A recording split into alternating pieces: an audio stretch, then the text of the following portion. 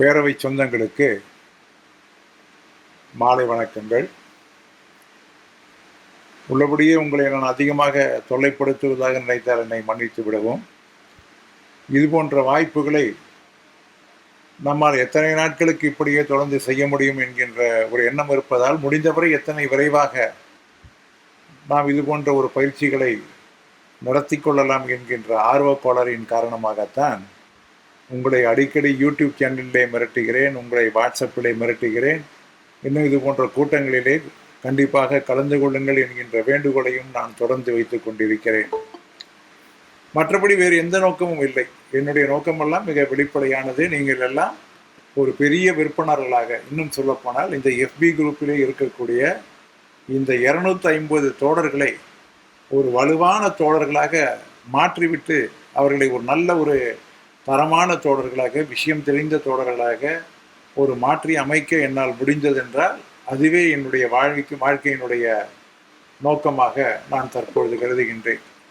முதலிலே ஒரு வடநாட்டிலே இருக்கக்கூடியவர்களுக்காகவும் ஆங்கிலத்திலே நிறைய பதிப்புகள் வெளியிட வேண்டும், அவர்களையும் சேர்த்து கொள்ள வேண்டும் என்கின்ற ஆசையெல்லாம் எனக்கு இருந்தாலும் கூட காலப்போக்கத்திலே அவைகளை எல்லாம் சிறிது சிறிதாக கைவிட்டு முழுக்க நம்முடைய தமிழகத்திலே குறிப்பாக இந்த FB குரூப்பிலே இருக்கக்கூடிய அந்த 250 தோழர்களை ஒரு சிறந்த தோழர்களாக தயார்படுத்திட வேண்டும் என்பதுதான் என்னுடைய எதிர்கால திட்டமாக, என்னுடைய ஆசையாக, அது பேராசையாக இருந்தாலும் சரி, அதுதான் என்னுடைய ஒரே ஆசையாக தற்பொழுது இருக்கிறது என்பதை உங்கள் முன்னால் கூறிக்கொண்டு, ஒரு நிறைய அளவிலே இது போன்ற கூட்டங்களிலே கண்டிப்பாக பங்கேறுங்கள் என்கின்ற ஒரு வேண்டுகோளை வராத தோழர்களுக்கு நிச்சயமாக இங்கே வந்திருக்கக்கூடிய தோழர்கள் இதனுடைய அவசியத்தை சொல்லி அவர்களை எல்லாம் கண்டிப்பாக இந்த கூட்டத்திலே கலந்து கொள்ளுமாறு செய்ய வேண்டும் என்கின்ற ஒரு வேண்டுகோளையும் அவர்களுக்கு நான் வைக்கின்றேன். முதலாவதாக, வழக்கப்படி கடந்த வாரம் இந்த வாரத்திற்கான அந்த கேள்விகளுக்கு சரியான விடை அளித்தவர்களுடைய அந்த விவரங்களை பற்றி நாம் முதலிலே பார்ப்போம். முதலிலே கேள்விகளும் அதற்கான பதில்களும். Whether habitual late attendance can be brought under the misconduct of the official. கண்டிப்பாக கொண்டு வர முடியும். எஸ் என்பது சரியான விடை. ஹேபிச்சுவல், வெறும் லேட் அட்டண்டன்ஸ் என்று இருந்தால் அதை மன்னித்து அவர்களுக்கு விடுப்பு வழங்கலாம் என்று உத்தரவிருக்கிறது. அதை ஹேபிச்சுவல் லேட் அட்டண்டன்ஸ் என்று இருந்தால் அந்த நேரங்களிலே அவர் மீது ஒழுங்கு நடவடிக்கை எடுக்கலாம் என்று எஸ் என்று இருக்கிறது. அடுத்து இரண்டாவது கேள்வி, whether enquiry is required to be held for imposing appropriate penalty including dismissal from service on the ground of conduct which has led to conviction of a government servant by a court of law or a criminal charge. அதாவது ஒரு enquiry என்பதை, அதாவது ஒரு சீரியஸான ஒரு கன்விக்ஷனாக court of லாவில் criminal லா சார்ஜில் ஒருத்தர் convict ஆகி உள்ளே போனார்னா அந்த நேரங்களில் என்கொயரி என்பது கண்டிப்பாக நடத்த வேண்டுமா என்றால் தேவையில்லை என்பதுதான் சரியான விடை. நோ என்று யாரெல்லாம் சொல்லியிருக்கின்றீர்களோ அது சரியான விடை. Whether preliminary investigation may be held ex parte, that is in the absence of the officer against whom the complaint has been received. அதாவது ஆரம்பகட்ட விசாரணை என்பது ஒரு எக்ஸ்பார்ட்டியாக முடிவு செய்ய முடியுமா? அதாவது அந்த யார் மீது அந்த கம்ப்ளைண்ட் ஆனது சுமத்தப்பட்டு இருக்கிறதோ அந்த கம்ப்ளைண்ட் இல்லாமலே பண்ண முடியுமா என்றால் எஸ் என்பதுதான் சரியான விடை. ஏனென்றால் ப்ரிலிமினரி இன்வெஸ்டிகேஷன் என்பது அந்த பிரின்சிபல் ஆஃப் நேச்சுரல் ஜஸ்டிஸ் கீழாக கொண்டு வரப்பட வேண்டும் என்கின்ற கட்டாயம் என்பது இல்லை. இது ஆரம்பகட்ட விசாரணை தான். ஆரம்பகட்ட விசாரணை மீது கண்டிப்பாக நடவடிக்கை எடுக்க வேண்டும் என்கின்ற ஒரு கட்டாயம் இல்லை. அது நடவடிக்கை எடுக்கலாம், நடவடிக்கை எடுக்காமலும் அப்படியே அதை க்ளோஸ் செய்யலாம். ஆக ப்ரிலிமினரி இன்வெஸ்டிகேஷன் என்பது அந்த சம்பந்தப்பட்ட நபரை வைத்து கொண்டு தான் அந்த விசாரணை நடத்த வேண்டும் என்கின்ற கட்டாயம் இல்லை என்பது சரியான விடை. எஸ் என்று யார் எழுதியிருக்கின்றீர்களோ அவர்களுக்கு சரியான மதிப்பெண்கள். Whether preliminary inquiries may be closed without examination of expression submitted by the accused officer. அதாவது ஆரம்பகட்ட விசாரணைகளே அந்த சொல்லப்பட்டிருக்கக்கூடியவைகள் அந்த குற்றம், அதாவது அந்த குற்றம் செய்ததாக சொல்லப்படக்கூடியவருடைய அவருடைய கருத்தினை கேட்காமலேயே அதை முடிவு செய்யலாமா என்றால் முடிவு செய்யலாம். ஆரம்பகட்ட விசாரணை மீது நடவடிக்கை எடுக்கலாமா வேண்டாமா என்று முடிவெடுக்கக்கூடிய அதிகாரம் என்பது ஒழுங்குமுறை நடவடிக்கை அதிகாரி டிசிப்ளினரி அத்தாரிட்டிக்கு இருக்கிறது. ஆக அவர் அது போன்று அவர் முடிவெடுக்கலாம் என்பது சரியான விடையாகும். எஸ் என்பது சரியான விடையாகும். 5வது கேள்வி, whether the allegations against a government servant involving offences under the Prevention of Corruption Act 1988 like bribery, forgery, cheating, criminal breach of trust, corruption, falsification of etc. can be decided locally by issuing the charge sheet. அதாவது ஒரு ஃபோர்ஜரியாக இருந்தாலோ அல்லது லஞ்சமாக இருந்தாலோ அல்லது சீட்டிங்காக இருந்தாலோ criminal பிரீச்சாக இருந்தாலோ அது போன்ற ஒரு குற்றச்சாட்டு வரக்கூடிய நேரத்திலே நேரடியாக அந்த அரசாங்க ஊழியர் மீது ஒரு நடவடிக்கை எடுக்க முடியுமா என்றால் எடுக்கக்கூடாது. ஏன் எடுக்கக்கூடாது? நோ என்பது சரியான விடை. ஏன் எடுக்கக்கூடாது என்றால் இது போன்ற சமயங்களிலே சிபிஐக்கு தான் அந்த கேஸானது ரெஃபர் செய்யப்பட வேண்டும். ப்ரிவென்ஷன் ஆஃப் கரப்ஷன் ஆக்ட் 1968 கீழ் வரக்கூடிய எந்த குற்றம் புரிந்திருந்தாலும் வாய்ஸ் பிரேக் ஆகுதா? வாய்ஸ் பிரேக் ஆகுதா? கரெக்டாக இருக்குல்ல? Okay, thank you.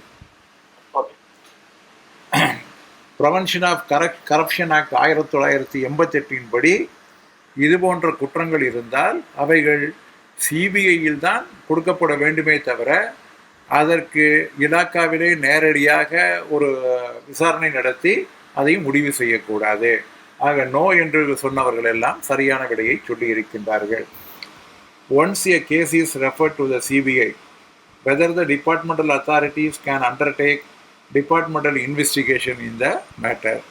ஒரு முறை சிபிஐக்கு அந்த வழக்கானது கொடுக்கப்பட்ட பின்னாலே அதே வழக்கின் மீது இலாக்கா விசாரணை நடத்தலாமா, அதாவது அதை பற்றிய விசாரிப்புகளை தொடங்கலாமா என்றால், ஒரு முறை அந்த வழக்கானது சிபிஐக்கு கொடுக்கப்பட்டு விட்டது என்றால் இலாக்காவிற்கு மேற்கொண்டு அதை பற்றி எந்த விசாரணையும் செய்ய முடியாது.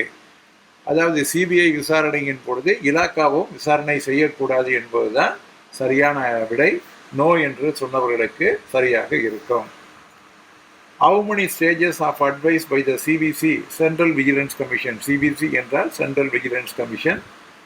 எத்தனை முறை சிவிசியிடம் அதற்கான ஐடியா, அதாவது ஒரு அட்வைஸி என்பதை பெற வேண்டும் என்று இருக்கிறது? நாம் ஏற்கனவே சொல்லியிருக்கின்றேன், 2 முறை. ஒன்று ஆரம்பத்திலே, பின்னர் விசாரணை முடிந்த பின்னர். ஆரம்பத்திலே கண்டிப்பாக கேட்க வேண்டும் என்பது ஒரு கட்டாயம். ஃபஸ்ட்டு, அதாவது முதலாக கேட்கக்கூடிய அட்வைஸ் என்பது கட்டாயம். 2வது என்பது கட்டாயமில்லை, ஆனாலும் தேவைப்பட்டால் தெரிந்து அதனுடைய சிவிசியினுடைய அட்வைஸை கேட்டுக்கொள்ளலாம். ஆனால் முடிவெடுப்பது என்பது அதன் மீதுதான் முடிவெடுக்க வேண்டும் என்கின்ற கட்டாயம் இல்லை என்பதை ஏற்கனவே பார்த்திருக்கின்றோம். ஆகவே 2 என்று குறிப்பிட்டவர்கள் சரியான விடையை குறிப்பிட்டிருக்கிறார்கள். Whether an employee can be punished on the basis of the preliminary enquiry report. நான் ஏற்கனவே சொன்னேன், அடிப்படை ஒரு ரிப்போர்ட்டை வைத்துக்கொண்டு மட்டும் ஒருவர் மீது நடவடிக்கை என்று எடுக்கக்கூடாது, அவர் மீது ஒரு தண்டனை என்பது வழங்கக்கூடாது என்பதுதான் சொல்லியிருக்கிறேன். ஆக நோ என்று யார் சொன்னார்களோ அதெல்லாம் சரியான விடை. அடுத்ததாக, whether the preliminary enquiry is governed by the provisions of Article 311(2) of the Constitution. அதாவது ஆர்டிகல் 311(2) என்ன? Principle of natural justice. இந்த பிரின்சிபல் ஆஃப் நேச்சுரல் ஜஸ்டிஸ் கீழே இது வரதா அப்படின்னு கேட்டால் அடிப்படை என்கொயரி என்பது வராது. ஏனென்றால் அவர்களை விசாரிக்க வேண்டும் என்கின்ற கட்டாயமில்லை. குற்றம் சாட்டப்பட்டவர் இல்லாத நேரங்களிலே அவருக்கு மறைவாக கூட அவரை பற்றிய விவரங்களை பற்றி விசாரணை செய்து தெரிந்து கொள்ளலாம். ஆகவே நோ என்று யார் குறிப்பிட்டிருக்கின்றீர்களோ அதெல்லாம் these are all the correct answers. கடைசி கேள்வியிலே, whether departmental proceedings and proceedings in a criminal case can be proceeded simultaneously. அதாவது ஒரு நீதிமன்றத்திலே ஒரு வழக்கு நடைபெறுகிறது என்றால் அதே நேரத்திலே இலாக்காவிலும் அவர் மீது ஒரு நடவடிக்கை எடுக்க முடியுமா என்றால் நடவடிக்கை எடுக்கலாம் என்பதுதான் சரியான பதில். எஸ் என்பது சரியான பதில். ஆக 10 கேள்விகளும் மிக எளிமையாக ஒரு அடிப்படை விசாரணை என்கின்ற தலைப்பின் கீழே இருக்கக்கூடியவர்களை வைத்துத்தான் இந்த கேள்வியானது கொடுக்கப்பட்டது. இந்த முறை நான் அந்த படிவம் அனுப்பக்கூடிய நேரத்திலே, அந்த நீங்கள் பதில் அனுப்பக்கூடிய அந்த படிவம் அனுப்பக்கூடிய நேரத்திலே ஒரு சிறிய தவறை நான் செய்துவிட்டேன். என்னவென்றால், உங்களுடைய பெயர் முகவரி அதிலே தர வேண்டும் என்பதை நான் அதிலே குறிப்பிடாமல், அது ஒரு எசென்சியல் என்பதை குறிப்பிடாமல் விடப்பட்டதால் யாருடைய முகவரியும் எனக்கு கிடைக்கவில்லை, யாருடைய பெயரும் முகவரியும் கிடைக்கவில்லை. நேரடியாக உங்களுடைய பதில் மட்டும்தான் எனக்கு கிடைத்தது. ஆகவே யார் அதிக மதிப்பெண்கள் எடுத்திருக்கிறார்கள், யார் 10க்கு 10 சரியாக சொல்லியிருக்கிறார்கள் என்கின்ற விவரம் என்பது எனக்கு தெரியவில்லை. ஆக அவற்றை இந்த முறை உங்களுக்கே நான் விட்டுவிடுகிறேன். யார் சரியாக சொல்லியிருக்கிறீர்கள் என்பதை உங்களுடைய முடிவுக்கே விட்டுவிடுகிறேன். எனக்கு அதை பற்றி எதுவுமே தெரியாமல் இருக்கிறேன் என்பதையும் நான் ஒப்புக்கொள்கிறேன். இன்றைய கேள்வியிலே கடந்த முறை முதலாக பார்க்கின்ற பொழுது 148 பேர்கள் அதற்கான ரெஸ்பான்ஸை செய்தார்கள். கடந்த முறை தொடர்ந்து வற்புறுத்தியதனுடைய அடிப்படையிலே 146 பேர்கள் ரெஸ்பான்ஸ் செய்தார்கள். ஆனால் இந்த முறை வெறும் 122 பேர் தான்.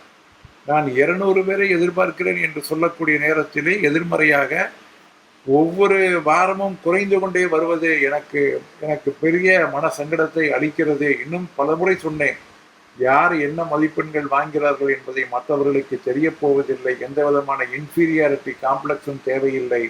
அறிந்த கேள்விகளுக்கு பதில் சொல்லுங்கள், அறியாத கேள்விகளுக்கான விடைகளை நீங்கள் தெரிந்து கொள்ளுங்கள், மேற்கொண்டு விளக்கங்களை ஞாயிற்றுக்கிழமை பெறுங்கள் என்று நான் பலமுறை வேண்டியும் கூட இந்த முறை 122 தோழர்கள் மட்டும்தான் இதற்கான பதில்களை சொல்லி இருக்கின்றீர்கள். மனதிற்கு சற்று வருத்தமாக இருந்தாலும் சரி, இருப்பவர்களை கொண்டு அதற்கான பதிலை சொல்லக்கூடிய நேரத்திலே 3 கேள்விகளுக்கு சரியாக விடையளித்தவர்கள் 4 பேர்கள்.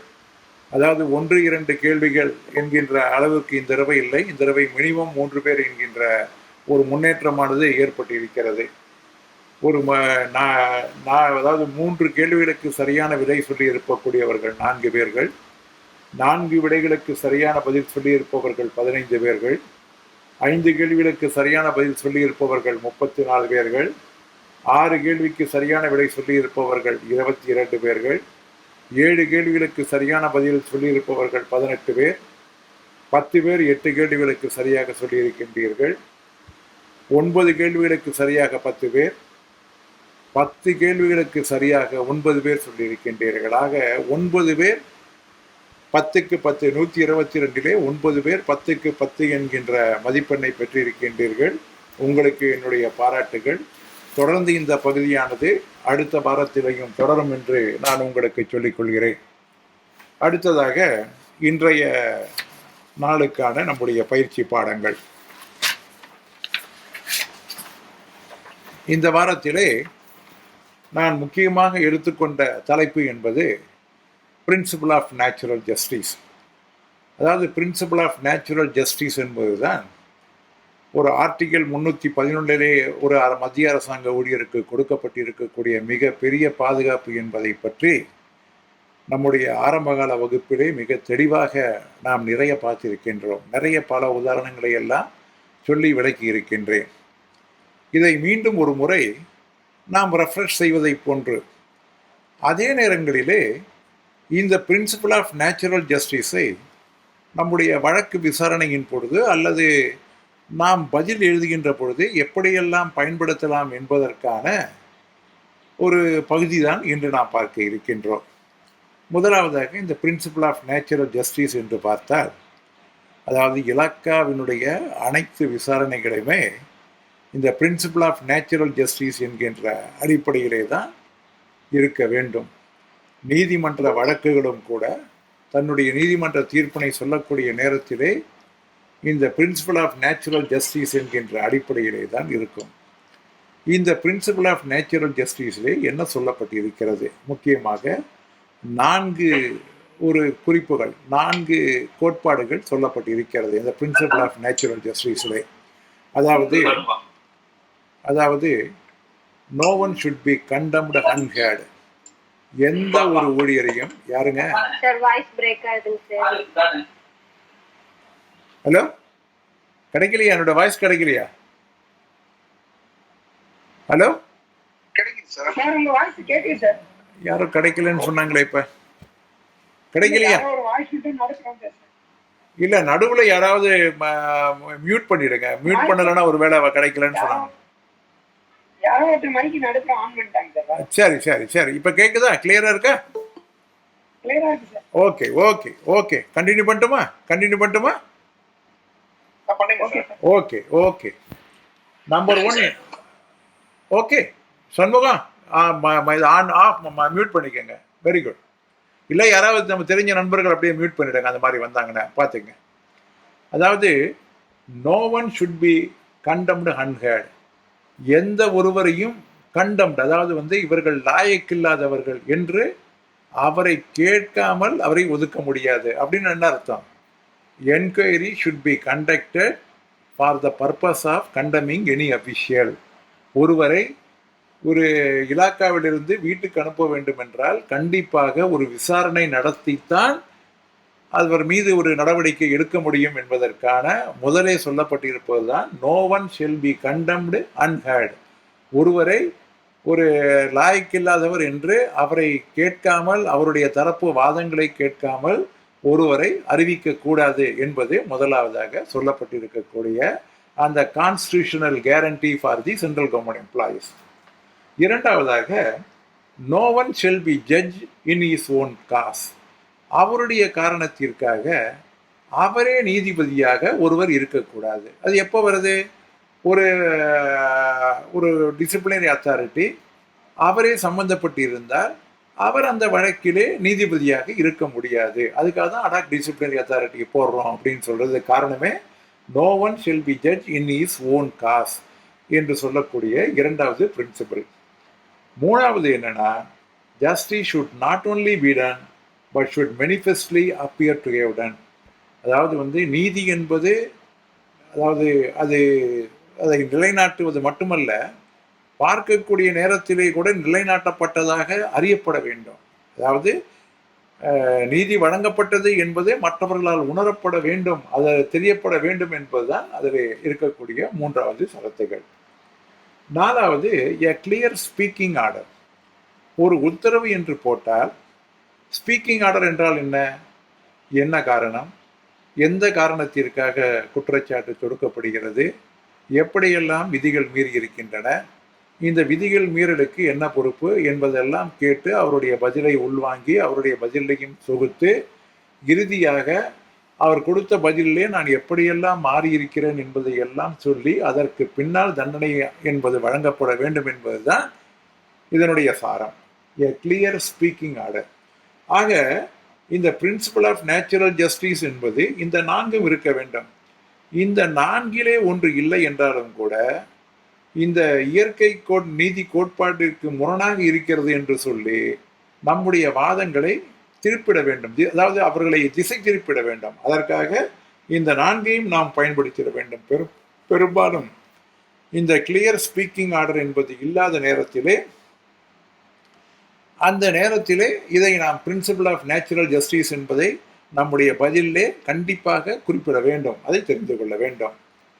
இந்த கான்ஸ்டிடியூஷன் சேஃப்கார்டிலே 311(1) என்ன கொடுக்கிறது என்றால், that nobody subordinate to the appointing authority can dismiss or remove the employee from service என்று இருக்கிறது. ஆர்டிகல் 311(1) அதாவது எந்த ஒருவரால் நியமனம் செய்யப்பட்டாரோ அந்த அதிகாரியினுடைய தகுதி, அந்த ரேங்கிற்கு குறைவான ஒருவரால் அவர் பணியில் இருந்து நீக்கம் செய்ய முடியாது என்பதுதான் ஆர்டிகல் 311(1) இருக்கக்கூடிய மிக முக்கியமான அந்த ப்ரொவிஷன். ஆர்டிகல் 311(2) என்பது எந்த ஒரு அதாவது that is given a protection, that is article 311(2) என்பது that gives a protection that no employee shall be dismissed or removed or reduced in rank except after an inquiry in which he has been informed of the charges against him and give a reasonable opportunity of being heard in respect of those charges. என்ன குற்றம் செய்தார் என்பதை குற்றப்பத்திரிகை கொடுத்து அதற்கு பின்னால் அவருக்கு ஒரு வாய்ப்பினை அளித்து அவருடைய தரப்பு வாதங்களை கேட்டு அதற்கான ஒரு ரீசனபிள் ஆப்பர்ச்சுனிட்டி என்பதை அவருக்கு முழுமையாக கொடுத்து அதற்கு பின்னால் தான் ஒரு ஊழியரை கட்டாயமாக, அதாவது ஒரு வேலையிலிருந்து நீக்கக்கூடிய அந்த பனிஷ்மெண்ட்டோ அல்லது ரேங்க், அவருடைய தகுதியை இறக்கம் செய்வதற்கான அந்த பனிஷ்மெண்ட் என்பதோ வழங்கப்பட வேண்டும் என்பது ஆர்டிகல் 311(2) ஆஃப் த கான்ஸ்டியூஷன். இந்த 2 கான்ஸ்டியூஷன் தான் this is the greatest protection for the central government employees. இந்த 2 ப்ரொடெக்ஷன் இருக்கிறதுனால தான் நமக்கு வந்து இந்த சிசிஏ ரூல்ஸ்ங்கிறது இன்னைக்கு இருக்குது.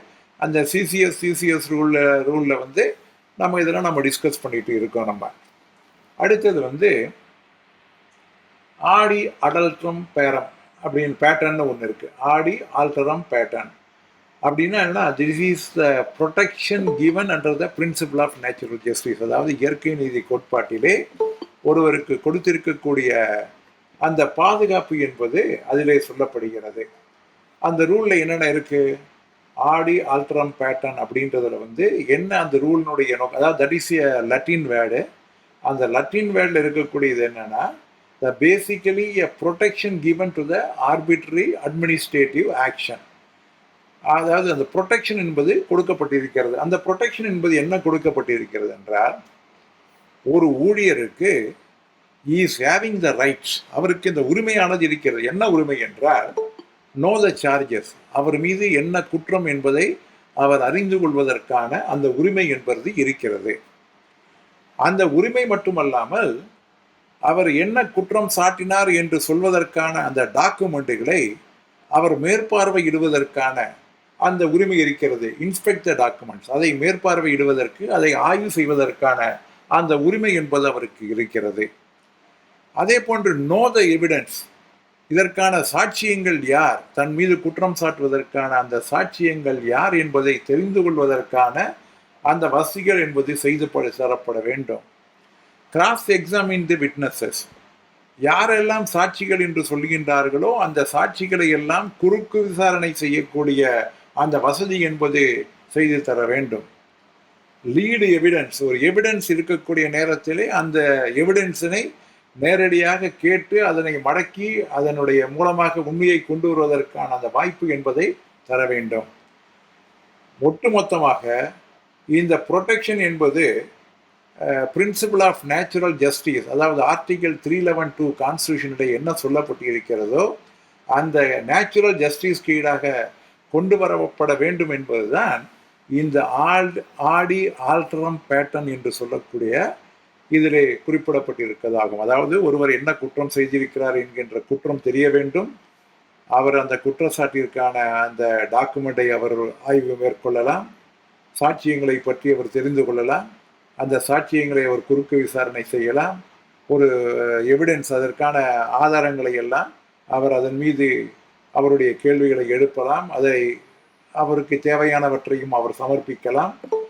இது போன்ற ஒரு இயற்கை நீதிக்கு உட்பட்டுத்தான் இந்த விசாரணை என்பது நடைபெற வேண்டும் என்பதுதான் ஆடி ஆல்டரம் பேட்டர்ன் என்பது. இதை நாம் நிச்சயமாக தெரிந்து கொள்ள வேண்டும். ஏனென்றால் என்ன உரிமை இருக்கிறது என்று தெரிந்தால்தான் அந்த உரிமையானது மீறப்பட்டு இருக்கிறதா என்று சொல்ல முடியும். உதாரணமாக, நீங்கள் ஒரு டிராஃப்ட் எழுதக்கூடிய நேரத்திலே I have been denied for inspecting the concerned document.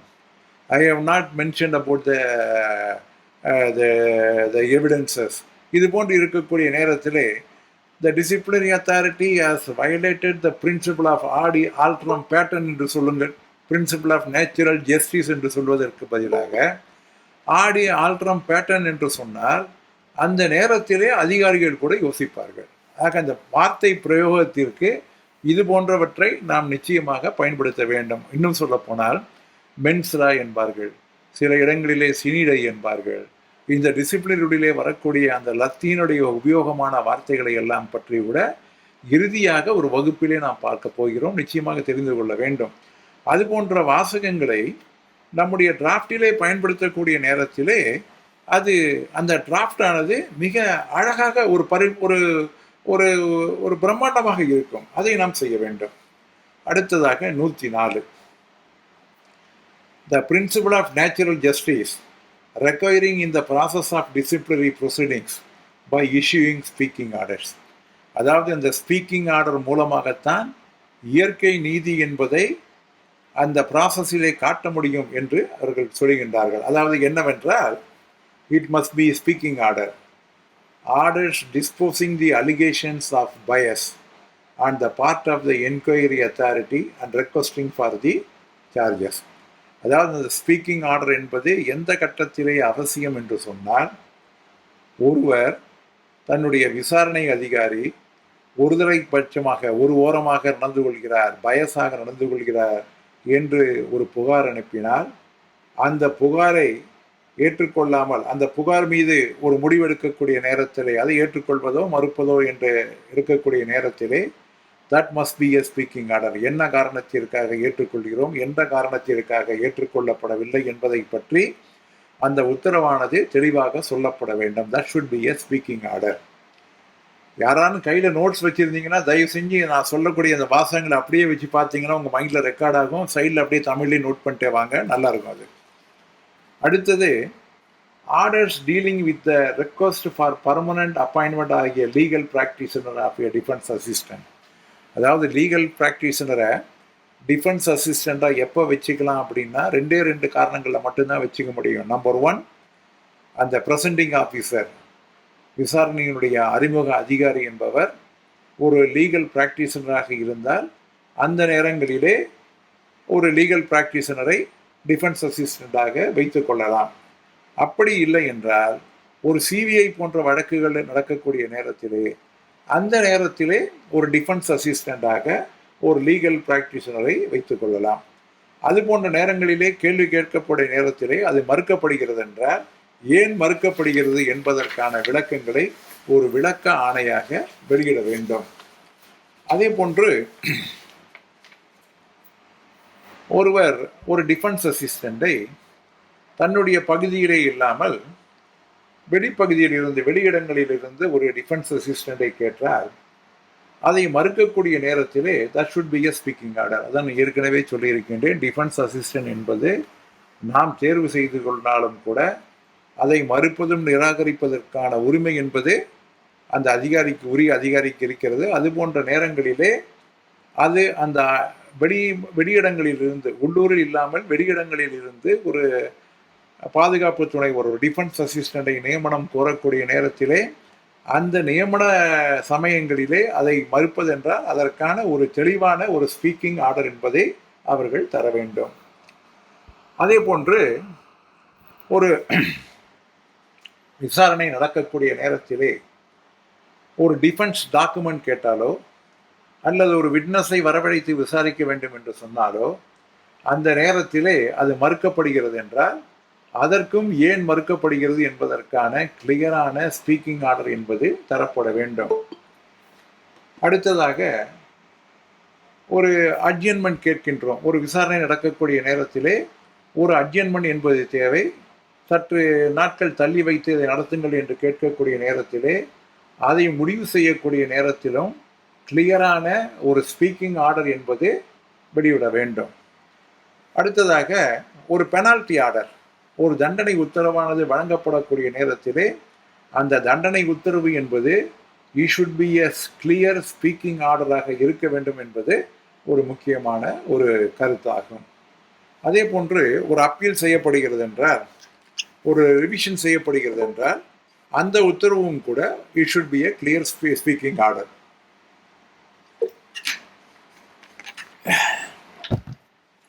ஆக இது போன்ற சமயங்களிலே எப்படி ஒரு கிளியர் ஸ்பீக்கிங் ஆர்டர் வேண்டும் என்று சொல்லப்பட்டிருக்கிறதோ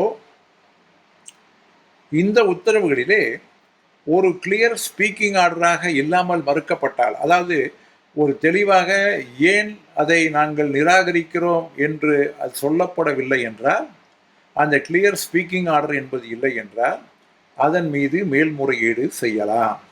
இந்த மேல்முறையீடு செய்யக்கூடிய வசதி இருக்கிறது. இந்த கிளியர் ஸ்பீக்கிங் ஆர்டர் என்பது நம்முடைய கான்ஸ்டிடியூஷனிலே ஆர்டிகல் 311(2) இருக்கக்கூடிய மிக முக்கியமான த பிரின்சிபிள் ஆஃப் நேச்சுரல் ஜஸ்டிஸின் கீழ் வருகிறது. இது போன்ற நேரங்களிலே இந்த 104 சொல்லப்பட்டிரு, அதாவது நம்முடைய வரிசை எண் 104 சொல்லப்பட்டிருக்கக்கூடிய இது போன்ற சமயங்களிலே மீறப்படக்கூடிய நேரத்திலே அந்த மனு தயாரிக்கக்கூடிய நேரத்திலே இவைகளை எல்லாம் நாம் குறிப்பிடலாம். அடுத்ததாக த ரீசனபிள் ஆப்பர்ச்சுனிட்டி டு டிஃபெண்ட், அதாவது பாதுகாத்துக் கொள்வதற்காக ஒரு ரீசனபிள் ஆப்பர்ச்சுனிட்டி, ஒரு சரியான ஒரு வாய்ப்பு என்பது அளிக்கப்பட வேண்டும் என்று இருக்கிறது. அதாவது 3 மேஜர் பனிஷ்மெண்ட், கேபிட்டல் பனிஷ்மெண்ட் என்று சொல்லுவார்கள். டிஸ்மிசல், ரிமூவல், ரிடக்ஷன் இன் rank, even compulsory retirement also அதன் கீழாக வரும். இது போன்று இருக்கக்கூடியவைகளை ஆர்டிக்கல் 311(2) இருக்கக்கூடிய அந்த நேச்சுரல் ஜஸ்டிஸின் கீழ் வருகிறது. இது போன்ற தண்டனை வழங்கப்பட்டால் சொல்லப்பட்டிருக்கக்கூடிய அந்த ப்ரொசீஜர் என்பது கண்டிப்பாக நடைமுறைப்படுத்தப்பட வேண்டும். அதுபோன்று இருக்கக்கூடிய நேரத்திலே ஒவ்வொரு கட்டத்திலும் அந்த விசாரணை நடத்தப்படக்கூடிய நேரத்திலே ஒவ்வொரு சமயத்திலும் அந்த குற்றம் சாட்டப்பட்ட ஊழியருக்கு அவர் தன்னை பாதுகாத்துக் கொள்வதற்கான அந்த வாய்ப்புகள் என்பதை தொடர்ந்து உருவாக்கி தர வேண்டும். அந்த ஆப்பர்ச்சுனிட்டி என்பது அவருக்கு மட்டுமல்லாமல், அவரை தன்னை பாதுகாத்ததற்கு மட்டுமல்லாமல், அவரை வீட்டுக்கு அனுப்பக்கூடிய நேரத்திலே கூட அது போன்ற ஒரு பாதுகாப்பினை அவருக்கு கொடுத்து அதற்கு பின்னர் தான் முடிவினை எடுக்க வேண்டும். ஆர்டிகல் 311(2) என்பது where dismissal, removal, reduction of sand போன்றவைகள் இன்ஃப்ளிக்ட் ஆகக்கூடிய நேரத்திலே மட்டும்தான் பொருந்துமே தவிர மற்ற இடங்களிலே அவைகளை சற்று விலக்கிக் கொள்வதிலே தவறில்லை என்கின்ற ஒரு கருத்தானது சொல்லப்பட்டு இருக்கிறது. இது 105 கொடுக்கப்பட்டு இருக்கிறது. அடுத்ததாக இந்த பிரின்சிபல் ஆஃப் நேச்சுரல் ஜஸ்டிஸ், இந்த பிரின்சிபல் ஆஃப் நேச்சுரல் ஜஸ்டிஸிலே ஒரு ஆங்கில லா புத்தகத்திலே, ஆங்கில லா அதாவது ட்ரெடிஷனல் இங்கிலீஷ் லாவிலே இந்த பிரின்சிபல் ஆஃப் நேச்சுரல் ஜஸ்டிஸை 2 விதமாக அடையாளப்படுத்துகிறார்கள். It is a 2 type. ஒன்று நெமோ டெட் எஸ்ஸே ஜுடெக்ஸ் இன் ப்ரொப்போரியா சுயா காஸ்வா, no man shall be judge in his own cause or the deciding authority must be impartial and without bias. நம்முடைய ஆர்டிக்கல் 311(1) குறிப்பிட்டிருக்கிறதை போன்று அதற்கு அந்த இங்கிலீஷிலே சொல்லக்கூடியதிலே நெமோ டெப்ட் எஸ்சி ஜுடெக்ஸ் இன் ப்ரொப்பரியா சுயா காஸ்வா என்று சொல்கின்றார்கள். இரண்டாவதாக ஆடி அடல்ட்ரம் பேட்டர்ன், அதை தான் ஏற்கனவே பார்த்தோம். Both side should be had and no man should be condemned without unheard. No man should be condemned unheard and without holding the proper inquiry, and there must be a fairness on the part of the deciding authority. மூன்றாவது speaking orders or reasoned decisions. இது மூன்றையும் தான் traditional இங்கிலீஷிலே principle of natural justice என்று தேடினால் இந்த மூன்றையும் தான் சொல்லுவார்கள். இந்த மூன்றும் தான் நம்முடைய ஆர்டிகல் 311(1), 311(2) சொல்லப்பட்டு இருக்கிறது என்பதை நாம் உள்வாங்கிக் கொள்ள வேண்டும். அடுத்ததாக கேஸ் லாவிலே ஒரு முக்கியமான இந்த வழக்கானது கல்கத்தா ஹைகோர்ட்டிலே வந்த ஒரு வழக்கு. இந்த வழக்கினுடைய தீர்ப்பானது பல நேரங்களிலே பழைய காலங்களிலே முன்னரெல்லாம் நம்முடைய அந்த பிரின்சிபல் ஆஃப் நேச்சுரல் ஜஸ்டிஸ் மறுக்கப்படக்கூடிய நேரத்திலே எல்லாம் இதை அடிக்கடி சுட்டி காட்டுவார்கள். அதாவது நேச்சுரல் ஜஸ்டிஸ் என்பது அதை பற்றி சொல்லக்கூடிய நேரத்திலே ஒரு தெளிவான விளக்கமான ஆணை முதலாக 1962 கொடுத்த இந்த ஆணையானது opportunity for both the contending parties to be heard, 2 தரப்பிலும் முழுமையான வாய்ப்பளித்து முழுமையாக இந்த விசாரணை என்பது நடத்தப்பட வேண்டும். Having before an impartial tribunal so that no man can be judge of on his own cause. ஒரு இம்பார்ஷியலாக உள்ளவருடைய தலைமையிலே தான் அந்த விசாரணை என்பது நடைபெற வேண்டுமே தவிர தானே தனக்கு நீதிபதியாக இருக்கக்கூடிய, தன்னுடைய வழக்கிலே நீதிபதியாக இருக்கக்கூடிய யாரையும் அமர்த்தக்கூடாது. Decision made in good faith, அந்த முடிவானது ஒரு நல்ல நம்பிக்கையினுடைய அடிப்படையிலே வர வேண்டும். அண்டு கடைசியாக an orderly course of procedure, அந்த நடைமுறை என்பது ஒரு ஒழுங்குமுறையாக ஒரு சீரான நடைமுறையாக அவைகள் இருக்க வேண்டும் என்று இந்த தீர்ப்பிலே குறிப்பிட்டிருக்கிறார்கள். இந்த 4 அடிப்படையாக பிரின்சிபல் ஆஃப் நேச்சுரல் ஜஸ்டிஸ் என்பதற்கு கல்கத்தா உயர்நீதிமன்றமானது ஒரு விளக்கம் அளித்திருக்கிறது. அடுத்ததாக பர்வர்ஸ் ஃபைண்டிங். பர்வர்ஸ் ஃபைண்டிங் என்றால், பர்வர்ஸ் என்றால் என்ன சொல்வது தமிழிலே? ஒரு பர்வர்ஸ் மைண்டு, அதாவது ஒரு திரிக்கப்பட்ட மனது. பர்வர்ஸ் என்றால் முரணான அளவிற்கு, அதாவது ஒரு நியாயமற்ற என்று கூட வைத்துக் கொள்ளுங்கள். இந்த ஒரு இது போன்ற ஒரு perverse finding is a perverse person சொல்லுவாங்க. அதாவது நல்ல மனிதன் ஆனால் ரொம்ப பர்வர்ஸ் ஆயிட்டான்னு சொல்லுவாங்க. அதில் அந்த பர்வர்ஸாக உள்ளவங்க மாதிரியான ஒரு முடிவுகள் that is against natural justice என்று சென்ட்ரல் பேங்க் ஆஃப் இந்தியாவினுடைய சுப்ரீம் கோர்ட்டினுடைய நீதிமன்ற தீர்ப்பு மிக முக்கியமானது. A perverse finding is a finding which is not supported by evidence and is impelled by arbitrariness or prejudices. அதாவது ஒரு முரணான, அதாவது ஆர்பிட்ரியாக, தன்னிச்சையான ஒரு ப்ரிஜுடைஸ், ஒரு மனதிலே ஒரு வஞ்சக எண்ணத்துடன் ஒரு முழுமையான எவிடன்ஸை பார்க்காமல் ஒரு பர்வர்ஸான ஒரு அந்த முடிவு என்பது நிச்சயமாக ஏற்றுக்கொள்ள முடியாது. It will be set aside on the ground that it is perverse. Perverse என்கின்ற ஒரே ஒரு காரணத்திற்காக இந்த முடிவானது தள்ளுபடி செய்யப்படுகிறது என்கின்ற ஒரு தீர்ப்பானது வந்திருக்கிறது. ஆக இந்த பர்வர்ஸ் ஃபைண்டிங் என்பது ஒரு ஒரு டிசிப்ளினரி ஆர்டர் வந்த பின்னாலே அந்த தண்டனையானது இந்த பர்வர்ஸ் ஃபைண்டிங் கீழாக கொண்டு வர முடியுமா என்பதையும் நாம் சற்று ஒரு மைன்யூட்டாக அலச வேண்டும். ஏதேனும் எந்த இடத்திலாவது ஒரு ப்ராப்பராக ஒரு எவிடன்ஸை சப்போர்ட் இல்லாமல், அல்லது எங்கும் சொல்லப்படாமல், ஏதேனும் ஒரு தர்க்கமான ஒரு வாதங்களை வைத்து ஒரு குழப்பக்கூடிய அளவிற்கு இந்த உத்தரவானது இருக்கிறதா என்பதை பார்த்து, அப்படி இருந்தால் இந்த நீதிமன்ற தீர்ப்பினை நாம் நிச்சயமாக பயன்படுத்தி கொள்ளலாம். அதே போன்று இந்த சீமென்ஸ் இன்ஜினியரிங்களுடைய வழக்கு கூட ஒரு முக்கியமான 1976 வந்திருக்கக்கூடிய உச்ச நீதிமன்றத்தினுடைய தீர்ப்பு அடிக்கடி நாம் உபயோகப்படுத்தக்கூடிய தீர்ப்பு. அதாவது speaking order or reasoned decision என்று சொல்வார்கள். ஒரு ஸ்பீக்கிங் ஆர்டராக இருக்க வேண்டும், அல்லது அந்த முடிவானது ரீசனாக இருக்க வேண்டும். A speaking order means an order speaking for itself. அந்த ஸ்பீக்கிங் ஆர்டர் என்பது அதுவே சொல்ல வேண்டும். இது ஒரு ஸ்பீக்கிங் ஆர்டர் என்பதை வெளிப்படையாக காட்ட வேண்டும். In other words, it means that an order must contain reasons in support of it. அந்த ஆர்டரை சப்போர்ட் பண்ணுவதற்கான ரீசன் என்பது அதிலே சொல்லப்பட வேண்டும். The party affected must know why and what ground an order has been passed against him. ஒரு அதாவது அந்த பாதிக்கப்பட்ட ஒருவர் தான் ஏன் இந்த தண்டனை கொடுக்கப்பட்டது, என்ன காரணத்திற்காக தண்டனை கொடுக்கப்பட்டது என்பதை அவர் உணர வேண்டும், அவர் தெரிந்து கொள்ள வேண்டும்.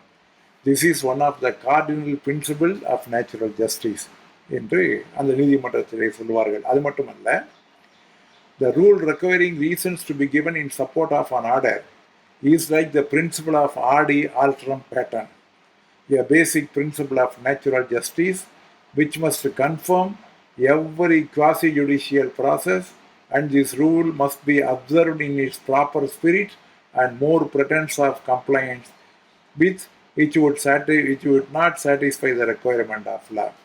அதாவது இந்த ஆடி ஆல்ட்ரம் பேட்டம் என்று சொல்லக்கூடிய அந்த பிரின்சிபல் ஆஃப் நேச்சுரல் ஜஸ்டிஸை அப்படியே ஏற்றுக்கொண்டதாகத்தான் ஒரு உத்தரவானது வர வேண்டும். அதே போன்று இந்த குவாசி ஜுடிஷியல் பவர் என்று சொல்வதை, இந்த குவாசி ஜுடிஷியல் நடவடிக்கை என்பது ஒவ்வொரு விதத்திலும் ஒத்து செல்வது போன்று அந்த ரூல் என்பது முறையாக ப்ராப்பராக கடைபிடித்ததாக கண்டிப்பாக கருத வேண்டும். அதை இவர் ஏமாற்றுவதற்காக கடைபிடித்ததாக காணப்படக்கூடாது, அல்லது விதிகளை ஏமாற்றுவதற்காக அது போன்ற நடவடிக்கையாக இருக்கக்கூடாது. It should be a recent decision என்று இந்த சுப்ரீம் கோர்ட்டிலே இந்த நீதிமன்ற தீர்ப்பு இருக்கிறது. நாம் ஒரு ரிப்ளை எழுதக்கூடிய நேரத்திலே இது போன்றவைகளை எல்லாம் எங்கே அவைகளை உள்வாங்கி பயன்படுத்த முடியும் என்பதை பற்றியெல்லாம் நாம் சிந்தித்திருக்க வேண்டும். தற்பொழுதே குரு, கேசவன், வெற்றி என்பவரெல்லாம் இதை பற்றி சிந்தித்து கொண்டிருப்பார்கள். கிருஷ்ணகுமார் போன்றவர்கள் எல்லாம் பாலமுருகன் போன்று இருப்பவர்கள் எல்லாம் சிந்தித்துக் கொண்டிருப்பார்கள் என்கின்ற நம்பிக்கை எனக்கு ஏற்படுகிறது. அடுத்ததாக நேச்சுரல் ஜஸ்டிஸ் விசாவிஸ் டிபார்ட்மெண்டல் ப்ரொசீடிங், அதாவது நேச்சுரல் ஜஸ்டிஸும் இலாக்கா விசாரணைக்கும் இருக்கக்கூடிய அந்த அவைகளுக்குள்ளதை பற்றி சொல்லக்கூடிய நேரத்திலே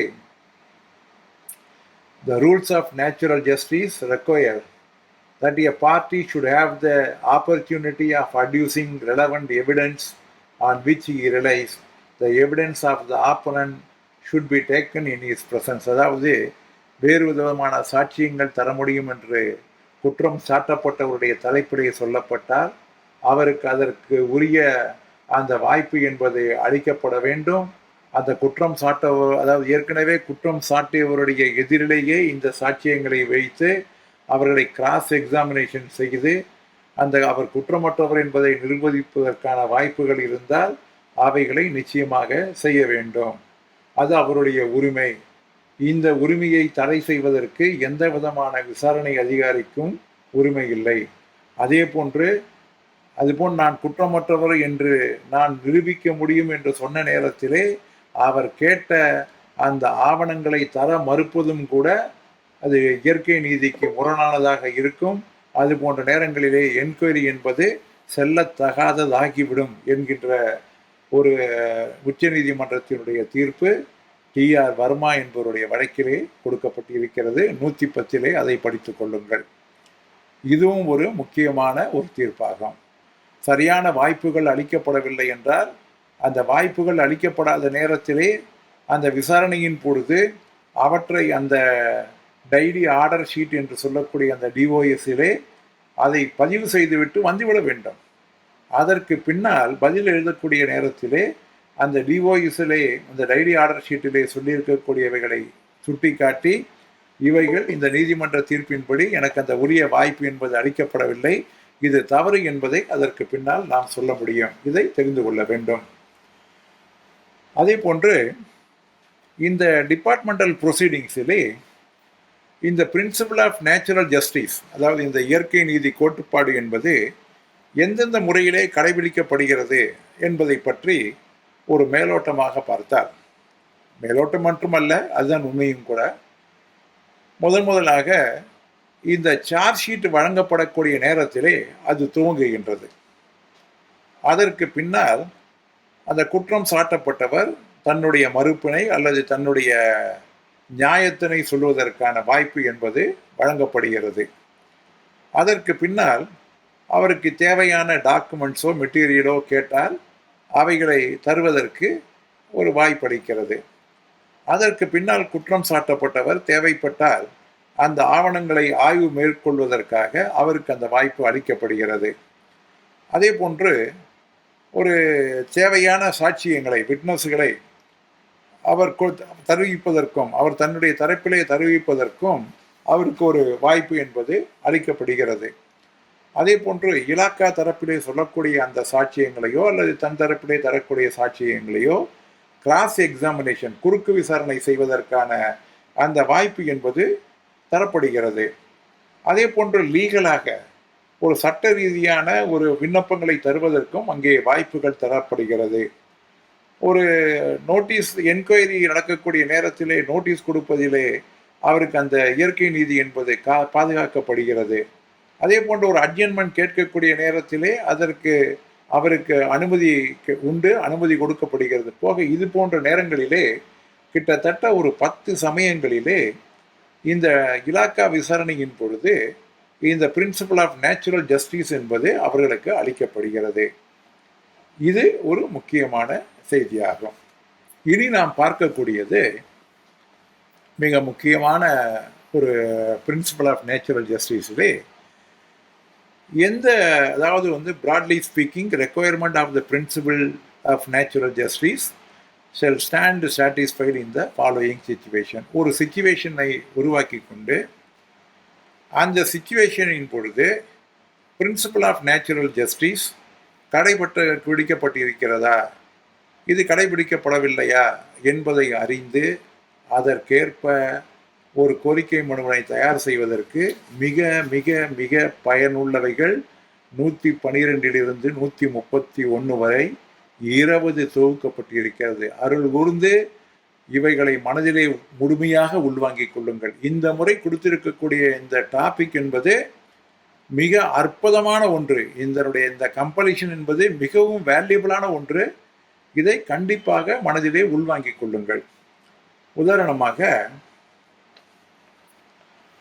அதாவது நான் ஏற்கனவே சொல்லியிருக்கிறேன், ஒரு நீதிமன்றத்தினுடைய தீர்ப்பு என்பது அமுல்படுத்தப்பட்டால் அதன் மீது மேல்முறையீடு செய்யப்படவில்லை என்றால் அவைகள் சட்டமாக மாறிவிடுகிறது. அது எந்த நீதிமன்றமாக இருந்தாலும் சரி, ஒரு நீதிமன்றத்தினுடைய தீர்ப்பு ஏற்றுக்கொள்ளப்பட்டால் அதன் மீது மேல்முறையீடு செய்யப்படவில்லை என்றால், அதன் மீது ஒரு ஒரு இலாக்கா விதிகள் மாற்றப்படவில்லை என்றால், அந்த நீதிமன்ற தீர்ப்புகள் ஏற்றுக்கொள்ளப்பட்டதாக அவைகள் சட்டமாக அறிவிக்கப்படுகிறது என்பதை ஏற்கனவே சொல்லி இருக்கின்றோம். அதன் அடிப்படையிலே the charge sheet is issued either by the disciplinary authority itself or any authority so authorized by the rule. அந்த சார்ஜ் ஷீட் என்பதை அந்த சம்பந்தப்பட்ட டிசிப்ளினரி அத்தாரிட்டி மட்டும்தான் கொடுக்க முடியும். அல்லது இலாக்காவிலே அவருக்கு பதிலாக இவர் கொடுக்கலாம் என்று இருந்தால், அதாவது ஒரு அடாக் டிசிப்ளினரி அத்தாரிட்டி போன்றவைகள் சட்டத்திலே இருந்தால் அவர்கள் கொடுக்கலாம். அதை தவிர உயர் அதிகாரிகளோ அல்லது அவரை விட உயர்வான அதிகாரிகளோ யார் கொடுத்திருந்தாலும் செல்லுபடியாகாது. அது போன்ற நேரங்களிலே கண்டிப்பாக இதை நாம் பயன்படுத்திட வேண்டும். The charge sheet should be issued only by the disciplinary authority. அதற்கு இந்த சட்டத்தை சொல்ல வேண்டும். அடுத்ததாக, where there are no rules by a superior authority who can be held to be the controlling authority of the employee.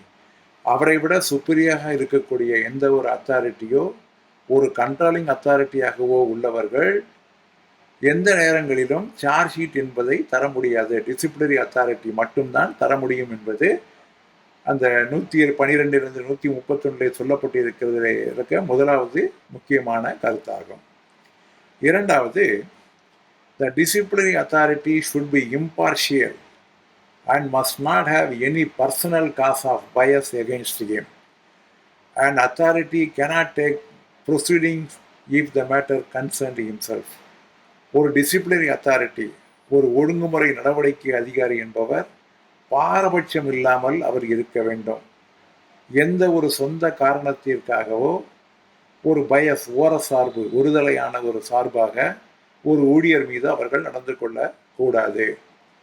அதே போன்று அவர் சம்பந்தப்பட்டு இருந்தால் அந்த வழக்கிலே அவர் மேற்கொண்டு அந்த ப்ரொசீடிங்ஸிலே அவர் கலந்து கொள்ளக்கூடாது என்பது சொல்லப்பட்டிருக்கக்கூடிய முக்கியமான வழக்கு.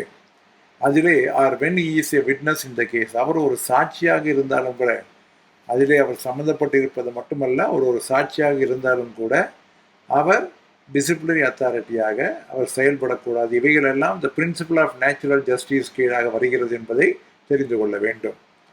அடுத்ததாக, a person who is biased against the charged employee is not eligible to hold the enquiry.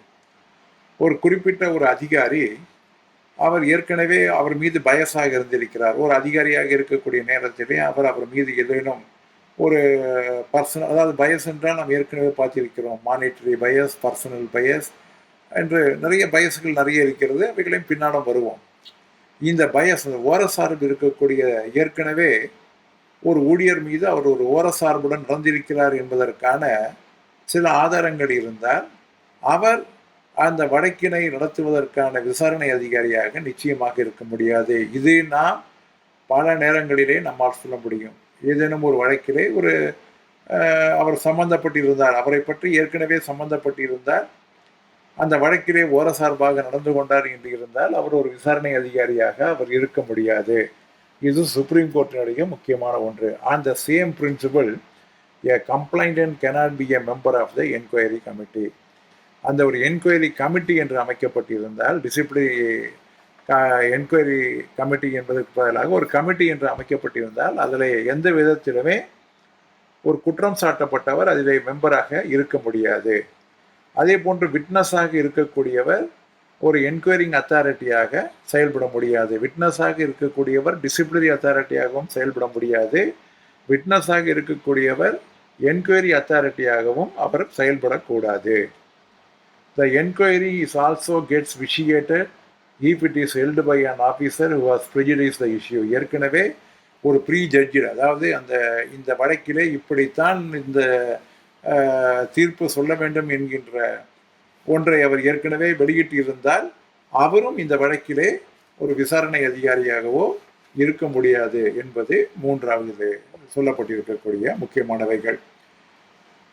அடுத்ததாக, the charges must not be vague.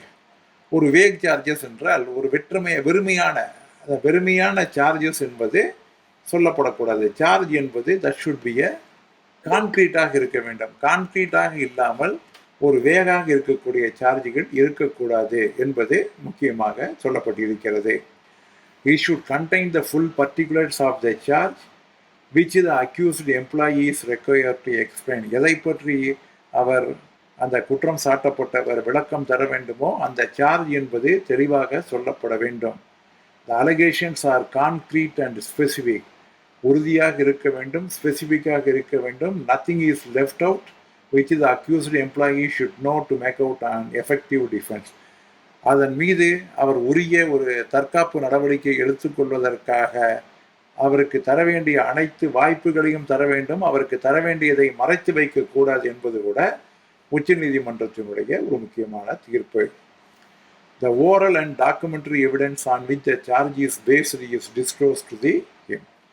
ஒரு குற்றம் சாட்டப்பட்டவர் மீது அந்த குற்றச்சாட்டிலே அது ஓரலாக இருந்தாலும் சரி அல்லது டாக்குமெண்ட்ரி சாட்சியமாக இருந்தாலும் சரி, எவிடன்ஸ், அந்த ஆவணங்கள் எதுவாக இருந்தாலும் அவைகளை கண்டிப்பாக அந்த குற்றம் சாட்டப்பட்டவருக்கு கண்டிப்பாக காட்டிட வேண்டும் என்கின்ற ஒன்று ஒரு உச்சநீதிமன்றத்தில், இவை எல்லாமே உச்சநீதிமன்றத்தினுடைய தீர்ப்புகள். இதில் குறித்து எல்லாமே பார்த்தீங்கன்னா உச்சநீதிமன்றத்தினுடைய தீர்ப்புகள், நடைமுறைப்படுத்தப்பட்ட தீர்ப்புகள்.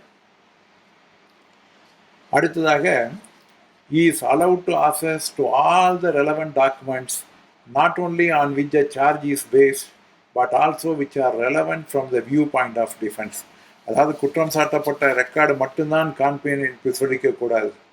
அந்த டிஃபென்ஸ் நான் இதை என்னிடம் காண்பித்தால் நான் நிச்சயமாக என்னுடைய டிஃபென்ஸ் தரப்பிலே எனக்கு பலனாக இருக்கும் என்று கேட்கக்கூடியதை அந்த டிஃபென்ஸ் பாயிண்ட் ஆஃப் வியூவின் அடிப்படையிலே அவைகள் கேட்கக்கூடிய அந்த டாக்குமெண்ட்டை அவர்கள் பார்வையிடுவதற்கு அனுமதித்திட வேண்டும். இது ஒரு முக்கியமான ஒன்று, அடிக்கடி இது வரக்கூடிய நிகழ்ச்சியாகும். The statement made by the prosecution witness in the preliminary inquiry are made available to him. அடிப்படை விசாரணை செய்யக்கூடிய நேரத்திலே அந்த ப்ராசிக்யூஷன் தரப்பாக யாரெல்லாம் சாட்சியம் என்று சொல்கின்றார்களோ அந்த ப்ராசிக்யூஷன் ஸ்டேட்மெண்ட், அவர்கள் கொடுத்திருக்கக்கூடிய அந்த விட்னஸினுடைய அந்த ஸ்டேட்மெண்ட்டை என்கொயரியிலே டிஃபென்ஸ் அசிஸ்டன்ட் கேட்டால் அவைகளை எல்லாம் கண்டிப்பாக காட்ட வேண்டும். If the report of the preliminary inquiry is relied upon during the regular inquiry, it should also. அதே போன்று அந்த ஆரம்பகட்ட விசாரணை தான் இந்த வழக்கிற்கே விசாரணை என்று அந்த வழக்கிலே சொல்லப்பட்டால் அந்த ஆரம்பகட்ட விசாரணையுடைய நகல் என்பது கூட அந்த குற்றம் சாட்டப்பட்ட ஊழியருக்கு தரப்பட வேண்டும் என்பது ஒரு முக்கியமான ஆணையாகும். Though the principle of justice do not go to the extent of allowing defense assistant, but if there is a provision for allowing the defense assistant in the rule applicable to the charge employee, he can climb to the extent permitted by the rules. அதாவது defence அசிஸ்டண்ட்டுக்கு ஒரு natural justice ஒரு குறிப்பிட்ட அளவிற்கு மேல் செல்ல முடியாது என்று இருந்தாலும் கூட இந்த சார்ஜ்டு எம்ப்ளாயிக்கு என்னென்னவெல்லாம் சொல்லப்பட்டு இருக்கிறதோ அவைகள் எல்லாம் டிஃபென்ஸ் அசிஸ்டண்ட்டிற்கும் கேட்டால் காண்பிக்க வேண்டும் என்று சொல்லப்பட்டு இருக்கிறது. Even in such a case, there is no right of defense for a particular employee if his services cannot be spared in the interest of public service. அதே நேரத்திலே ஒரு டிஃபென்ஸ் அசிஸ்டன்ட், குறிப்பிட்ட ஒரு டிஃபென்ஸ் அசிஸ்டன்ட் தான் வேண்டும் என்று ஒரு matter of ரைட்டாக ஒருவர் சொல்ல முடியாது. இன்ட்ரெஸ்ட் ஆஃப் பப்ளிக் சர்வீஸிலே அவரை மறுப்பதற்கான உரிமை என்பது கூட இலாக்காவிற்கு இருக்கிறது என்று சொல்லப்பட்டிருக்கிறது. The question of defense assistant from a legal practitioner can arise only if the rule permits. சட்டத்திலே இடமிருந்தால் மட்டும்தான் ஒரு சட்ட வல்லுநர்களை நம்முடைய வழக்கினுடைய பாதுகாப்பு துணைவராக அமைத்து கொள்ள முடியும். ஆனாலும் கூட சில வழக்குகளிலே ஒரு லீகல், அதாவது சட்ட ரீதியான வழக்குகள் இருக்கக்கூடிய நேரத்திலே அவைகள் ஒரு லீகல் அண்ட் ஃபேக்சுவல் காம்ப்ளிசிட்டிக்ஸ் இருக்கக்கூடிய நேரத்திலே அது போன்ற அந்த நேச்சுரல் ஜஸ்டிஸினுடைய அடிப்படையிலே அது போன்ற லீகல் பிராக்டிஸினரை அனுமதி வழங்கலாம் என்று சுப்ரீம் கோர்ட்டிலே ஒரு நட்கர்ணி என்பவருடைய வழக்கிலே சொல்லப்பட்டிருக்கிறது. இதை பயன்படுத்தி சில காம்ப்ளிகேட்டடான கேஸுகளிலே லீகல் பிராக்டிஷனரை கூட டிஃபென்ஸ் அசிஸ்டண்டாக போட்டுக்கொண்டு வருகின்றார்கள் என்பதும் தெரிந்து கொள்ள வேண்டும். அடுத்ததாக, all evidence is recorded in his presence and he is not permitted to cross examine the witness against him. அதாவது எல்லா விதமான எவிடன்ஸுகளும் அந்த குற்றம் சாட்டப்பட்டவருடைய முன்னணியிலே தான் பதிவிட வேண்டும். அதே நேரத்திலே அவருக்கு எதிராக சொல்லப்பட்ட அந்த சாட்சியங்களை அவர் கிராஸ் எக்ஸாமினேஷன் செய்ய வேண்டும் என்றால் அது அனுமதிக்கப்பட வேண்டும். He is also permitted to adduce oral and documentary evidence in his defense. தன்னைத்தானே ஒரு சோதனைக்கு உள்ளாக்கி கொள்வதற்காக தன்னைத்தானே விசாரிக்க வேண்டும் என்று அவர் விரும்பினால் அவரையும் கூட விசாரணை செய்யலாம். அவர் மேற்கொண்டு ஏதேனும் ஓரலாகவோ அல்லது டாக்குமெண்ட்ரி எவிடன்ஸாகவோ அந்த விசாரணையின் பொழுது கொடுத்தால் அதையும் ஏற்றுக்கொள்ள வேண்டும் என்று சொல்லப்பட்டிருக்கிறது. அந்த விசாரணை நடைபெறக்கூடிய நேரத்திலே இது போன்றவைகள் எல்லாம் வரும். அந்த பிரின்சிபல் ஆஃப் ஜஸ்டிஸின் கீழ் இவை எல்லாம் வரும். இவைகளை நாம் புரிந்து கொள்ள வேண்டும். அடுத்ததாக, a copy of the written brief of the presenting officer is supplied to him before he is asked to file a written brief. அந்த ரிட்டன் பிரீஃப் கேட்பதற்கு முன்னதாக அந்த அவைகள் அவருக்கு முன்னதாக வழங்கப்பட வேண்டும் என்று சொல்லப்பட்டிருக்கிறது. அடுத்ததாக, the findings of the inquiry authority and the disciplinary authority are based on evidence and record and flow logically from it. அந்த சாட்சியங்கள் மூலமாக, அதாவது அதாவது பதிவில் செய்யப்பட்ட அந்த சாட்சியங்களின் மூலமாக அந்த விசாரணையில் கொண்டு வரப்பட்டவைகளை பற்றி மட்டும்தான் அந்த விசாரணையினுடைய அதிகாரியினுடைய ஃபைண்டிங், அதன் தீர்ப்பு என்பது வர வேண்டுமே தவிர அவருடைய மனதிலே லாஜிக்கலாகப்பட்டது எல்லாம் அந்த ரிப்போர்ட்டிலே குறிப்பிடக்கூடாது. அடுத்ததாக, the charge is proved through evidence by the prosecution and onus is not shifted to the accused employee to exonerate himself. தன்னைத்தானே விடுவித்துக் கொள்ள வேண்டும் என்பதற்காக குற்றம் சாட்டப்பட்டவர் தான் குற்றமற்றவர் என்று நிரூபிக்க வேண்டும் என்று விசாரணையிலே சொல்லக்கூடாது. மாறாக அவர் குற்றம் செய்துள்ளார் என்பதை நிரூபிக்க வேண்டிய பொறுப்பு என்பது விசாரணை நடத்தக்கூடிய அந்த அதிகாரிக்கு இருக்கிறது என்று சொல்லப்பட்டிருக்கிறது. மிக முக்கியமான ஒன்று. இதை நாம் நிச்சயமாக பல நேரங்களிலே நாம் இதை பயன்படுத்த முடியும். Because the onus of responsibility should not be shifted on the accused employee to exonerate himself. அதாவது அவர் தன்னை வழக்கிலிருந்து விடுவித்துக் கொள்வதற்கான அந்த onus of responsibility என்பது அவர் மீது சுமத்தப்படக்கூடாது என்று மிக தெளிவாக சொல்லப்பட்டிருக்கிறது. இதை நாம் தெரிந்து கொள்ள வேண்டும். Except where the inquiry is held by the disciplinary authority itself, the charged officer is supplied with a copy of the inquiry and his observation thereon. அதாவது என்கொயரி ஒரு நடந்த பின்னாலே அந்த சார்ஜ்டு ஆஃபீஸருக்கு அந்த என்கொயரி ரிப்போர்ட்டினுடைய நகல் என்பது கொடுக்கப்பட்டு அந்த என்கொயரி ரிப்போர்ட்டின் மீது அவர் என்னவெல்லாம் அவருடைய முடிவு என்ன எடுத்திருக்கிறார் என்பதை எழுத்துப்பூர்வமாக தர வேண்டும். Where advice of the CVC is taken into consideration, a copy thereof is supplied to the charged officer.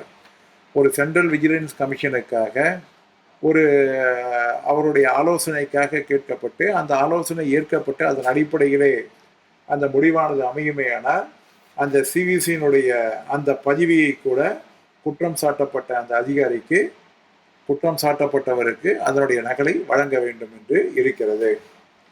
If the inquiry officer has held the charge as not proved, but disciplinary authority intends to disagree with him, he has to send a copy of the inquiry report to the charged employee along with his tentative opinion and show cause to the charged employee for making his submission. அதாவது ஒரு விசாரணை அதிகாரி தன்னுடைய விசாரணை அறிக்கையிலே தன்னுடைய முடிவிலை சொன்ன பின்னாலே அந்த முடிவிலிருந்து நான் மாறுபடுகின்றேன், அந்த முடிவினை நான் ஏற்றுக்கொள்ளவில்லை, அவர் குற்றம் நிரூபிக்கப்படவில்லை என்று சொன்னால் அதை நான் ஏற்றுக்கொள்ளவில்லை, மாறுபடுகிறேன் என்று அந்த தண்டனை அதிகாரியானது அதிலே மாறுபடலாம். அவ்வாறு மாறுபடக்கூடிய நேரத்திலே அவர் குற்றம் சாட்டப்பட்டவருக்கு அந்த விசாரணை அதிகாரியினுடைய அறிக்கையை அனுப்பி தான் ஏன் அதிலிருந்து மாறுபடுகிறேன் என்கின்ற தன்னுடைய ஒப்பினையும் கொடுத்து அதன் மீது அவருக்கு ஷோகாஸ் நோட்டீஸ் கொடுத்து அதற்கு பின்னால் ஒரு தான் நடவடிக்கை எடுக்க முடியும். அதே போன்று அவர் டிஸ்அக்ரிமெண்ட் ஆவதற்கான சரியான காரணங்கள் என்பதை அந்த ஷோகாஸ் நோட்டீஸிலே கண்டிப்பாக தர வேண்டும். இது அதிலே சொல்லப்பட்டிருக்கக்கூடிய முக்கியமானதாகும். The matter is considered by the disciplinary authority with an open mind and final decision is taken by proper application of mind. அந்த ரிப்போர்ட்டின் மீது அந்த டிசிப்ளினரி அத்தாரிட்டி ஒரு ஓப்பன் மைண்ட், ஒரு திறந்த மனதுடன் ஒரு சரியான முடிவினை முழுமையான அப்ளிகேஷன் ஆஃப் மைண்ட், அவருடைய முழுமையான மனதை வைத்துக்கொண்டு எடுக்க வேண்டும். பல நேரங்களில் சொல்லுவோம், he has not applied his mind properly, he has not taken the decision with open mind. இந்த மாதிரிலாம் சொல்லக்கூடிய நேரத்தில் இந்த மாதிரி ஜட்ஜ்மெண்ட் 1-2 அப்படி போட்டு நடுவில் சரக்கு அப்படி விட்டோம் அப்படின்னா, ஓ ஏதோ பார்க்குறான் போல இருக்கு அப்படின்ற மாதிரி நினைப்பாங்க. அதெல்லாம் இதுக்கெல்லாம் யூஸ்ஃபுல்லாக இருக்கும். அந்த மாதிரி நேரங்களில் இதெல்லாம் ஒரு ஜிகினா வேலை மாதிரி. ஆனால் அதே நேரத்தில் these are all the fact and figures. இந்த மாதிரியான ஒரு ஜட்ஜ்மெண்ட்டெல்லாம் நம்ம கண்டிப்பாக நம்ம சொல்ல முடியும். Where the disciplinary authority acted upon the advice of the CVC in a mechanical manner, the order of penalty was quashed by the Supreme Court. சிவிசியினுடைய அந்த decision it is not binding, it is not a final. அதை ஏற்றுக்கொள்ளலாம், ஏற்றுக்கொள்ளாமலும் இருக்கலாம். அதை ஒரு மெக்கானிக்கலாக ஏற்றுக்கொண்டு அதன் அடிப்படையிலே ஒரு செய்யப்பட்ட வேலை நீக்கம் என்பதை சுப்ரீம் கோர்ட் குவாஷ் செய்திருக்கிறது. இதை ஏற்றுக்கொள்ள முடியாது. மெக்கானிக்கலாக சிவிசியினுடைய பரிந்துரை, அதனால் உன்னை வேலை நீக்கம் செய்கிறேன் என்று சொன்னது ஏற்றுக்கொள்ள முடியாது என்று அந்த சொல்லப்பட்டிருக்கிறது. இப்படி ஒரு ஜட்ஜ்மெண்ட் இருக்கிறது. The decision must be implied by external material collected behind the back of the charged employee. அதாவது விசாரணைக்கு, அதாவது ஒரு ஊழியருக்கு பின்னால் அவருக்கு தெரியாமல் ஒரு பல்வேறு விதமான டாக்குமெண்ட்டுகளை சேமித்து அதனுடைய அடிப்படையிலே திரைமறைவிலே ஒரு விசாரணையிலே சொல்லப்படாமல் ஏதேனும் ஒரு முடிவானது எடுக்கப்பட்டால் அது செல்லாது, அந்த விசாரணை என்பது செல்லாது என்று சொல்லியிருக்கிறது. அதே போன்று the punishment imposed is not totally arbitrary or perverse என்கின்ற ஒன்று சொல்லப்பட்டிருக்கிறது. அதாவது அந்த பர்வர்ஸ் என்பதற்கான ஒரு ஆர்பிட்ரி என்பதற்கான அந்த அளவுகோலை மிகச் சரியாக நாம் சொல்ல வேண்டும். எப்படி இது பர்வர்ஸ், இது எப்படி இது ஒரு ஆர்பிட்ரி என்பதற்கான அந்த சரியான அளவுகோலை கண்டுபிடிப்பதற்காக அந்த என்கொயரி ரிப்போர்ட்டிலோ அல்லது ஒரு பனிஷ்மெண்ட் ஆர்டரிலோ எந்தெந்த இடத்திலே தவறாக சுட்டி காட்டப்பட்டிருக்கிறது, தவறாக இருக்கிறது என்பதற்கான ஒன்று லிஸ்டை எடுத்துக்கொண்டு we have to justify the reasons for the arbitrary or perverse order என்பதை நாம் சொல்ல வேண்டும். இல்லை என்றால் அது செல்லுபடியாகாமல் போய்விடும். The final order should be a speaking order. இறுதியாக வழங்கக்கூடிய அந்த தண்டனை உத்தரவு என்பது ஒரு ஸ்பீக்கிங் ஆர்டராக இருக்க வேண்டும். It contains the reasons for the conclusion reached. எப்படி அந்த முடிவினை அவர் எடுத்தார் என்பதற்கான அனைத்து விளக்கங்களையும் மிக விளக்கமாக சொல்ல வேண்டும் என்று இருக்கிறது. இந்த 20 ஜட்ஜ்மெண்ட் இந்த பிரின்சிபல் ஆஃப் நேச்சுரல் ஜஸ்டிஸ் என்று சொல்லக்கூடியவற்றினுடைய அடிப்படையிலே ஒரு சார்ஜ் ஷீட் கொடுக்கப்பட்டது முதல் ஃபைனல் ஆர்டர் வரை வரக்கூடிய நேரங்களிலே எந்தெந்த இடத்திலே எல்லாம் இந்த பிரின்சிபல் ஆஃப் நேச்சுரல் ஜஸ்டிஸ் சரியாக இருக்கிறதா பார்ப்பதா என்பதற்காக இந்த 20 ஜட்ஜ்மெண்ட் என்பது தொகுக்கப்பட்டிருக்கிறது. இடையிலே மேலும் ஒரு 10 ஜட்ஜ்மெண்ட் இருக்கும், 30 ஜட்ஜ்மெண்டாக தொகுக்கப்பட்டிருக்கிறது. இதை உங்களுடைய நினைவிலே நிறுத்திக் கொள்ளுங்கள். அடுத்ததாக refusal to supply the preliminary inquiry report is against the denial of natural justice. ஒரு அடிப்படை அறிக்கை என்பது அளிக்கப்பட வேண்டும். அதன் மீது தான் நான் கிராஸ் எக்ஸாமினேஷன் என்பதை நடத்திட வேண்டும். ஆகவே அது தர வேண்டும் என்று கேட்டு தரப்படவில்லை என்றால் அந்த பிரின்சிபல் ஆஃப் நேச்சுரல் ஜஸ்டிஸ் என்பது மறுக்கப்பட்டதாக கருதப்பட வேண்டும் என்று இந்த உத்தரவிலே, அதாவது இந்த நீதிமன்ற தீர்ப்பிலே சொல்லப்பட்டிருக்கிறது. No punishment twice for the same cause. அதாவது இந்திய அரசியல் அமைப்பு சட்டம் 22 படி ஒரு மனிதரை ஒரே ஒரு குற்றத்திற்காக ஒரு தடவைக்கு மேலாக அவருக்கு மீது தண்டனை வழங்கக்கூடாது என்று இருக்கிறது. அதுதான் டபுள் ஜியோபரடி என்று சொல்வார்கள். டபுள் டியோபரடன்ஸ் என்று கூட சொல்லுவார்கள். அதாவது ஒரே குற்றத்திற்கு 2 தண்டனை என்பது வழங்கப்படக்கூடாது என்பது இந்திய அரசியலமைப்பு சட்டத்திலே சொல்லப்பட்டிருக்கிறது. எனவே ஒருமுறை குற்றம் சாட்டப்பட்டால், ஒரு தண்டனை வழங்கப்பட்டால், அவர் மீது 2வது தண்டனை வழங்க முடியாது. ஒரே ஒரு நேரத்தில் மட்டும்தான் ஒரு தண்டனை வழங்கி ஒரு அலுவலகத்திற்கு இழப்பு என்றால் அந்த இழப்பினை பிடித்தம் செய்யக்கூடியதைவற்றையும் செய்யலாம் என்கின்ற ஒரே ஒரு ப்ரொவிஷனை தவிர வேறு எங்கேயும் 2 விதமான தண்டனை என்பது வழங்கப்படக்கூடாது என்று இருக்கிறது.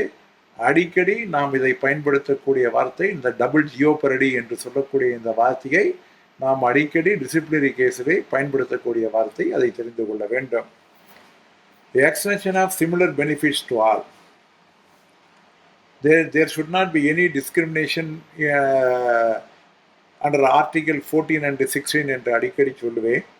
இதை ஒட்டி ஏராளமான நீதிமன்ற தீர்ப்புகள் நீங்களே கூட பார்த்திருப்பீர்கள். அதிலே பாருங்கள், 134 பாருங்கள். ஒருவருக்கு வழங்கப்பட்ட அந்த சலுகையானது அதே போன்று சிமிலர்லி சிச்சுவேட்டட் பர்சனுக்கு அது வழங்கப்பட வேண்டும் என்பது இயற்கை நீதி. அதுதான் இந்திய அரசியலமைப்பு சட்டம் 14(16) சொல்லப்பட்டிருக்கிறது. அவைகள் கண்டிப்பாக கடைபிடித்திட வேண்டும் என்று சொல்லப்பட்டிருக்கிறது.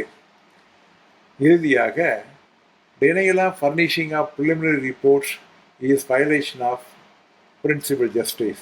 அதாவது ஆரம்ப கட்ட விசாரணை அறிக்கை என்பது தரப்படவில்லை என்றால் அது பிரின்சிபல் ஆஃப் நேச்சுரல் ஜஸ்டிஸை மீறிய செயலாகும் என்று சொல்லப்பட்டிருக்கிறது. ஆக தோழர்களே, இன்று ஒரு 35 முக்கியமானவைகளை வாரம் ஒரு 25 பார்ப்போம்.